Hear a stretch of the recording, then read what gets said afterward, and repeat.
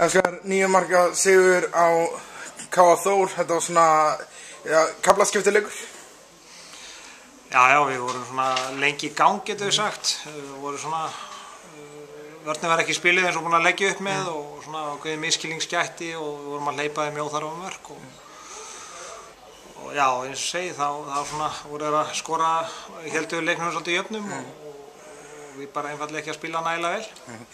Fyrir lið sem eru sitt hvort endanum á töfluna kannski, svona maður er ekki búist að því að sjá ykkur lenda undir í leiknum og þurfa eitthvað að elda? Já, ég myndi ekki segja að við verðum að elda en þetta var svona jafnt á fyrsta korterið og svona og svo kannski náðu við smá forskoti þarna í lok fyrir hálfleiks. En það er alveg rétt, þetta var svona kannski ekkert frábær spilamennska hjá mínum stúlkum. En í hálfleik 15-10 og það er svona, þá er maður að byrja að sjá hann handbolta sem maður er vanur að sjá frá stelpunum, veitir? Já, þær hafa verið að spila vel og spila með miklum ákafa og svona hraður bolti og svona margt gott í þessu og við sáum það svo sem alveg þarna í byrjunu seinni hálfleiks og svona náðum að klára leikinn svona tiltölulega snemma. Og það var bara mjög ánægilegt og þá svona, já, akkurat bara á fyrir þessum atriðum sem að maður hefur að sjá liðið gera vel. Vörnin small líka, skipti mig yfir í 5-1 vörn og hún small bara mjög vel og þær skoruðu ekki mjög langan tíma og fengur hraðurplusmörk, þannig að það var svona, já, það var svona held ég kannski lykillinn.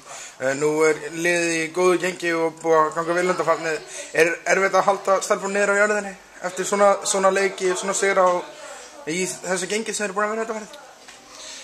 Nei, við vitum mæta vel að sem sagt, það er erfið leikur á föstudaginn og svo í næstu viku og þá eru 3 erfið leikir á móti toppliðunum, þannig að við erum alveg niður á jörðinni. Ég vona það minnsta.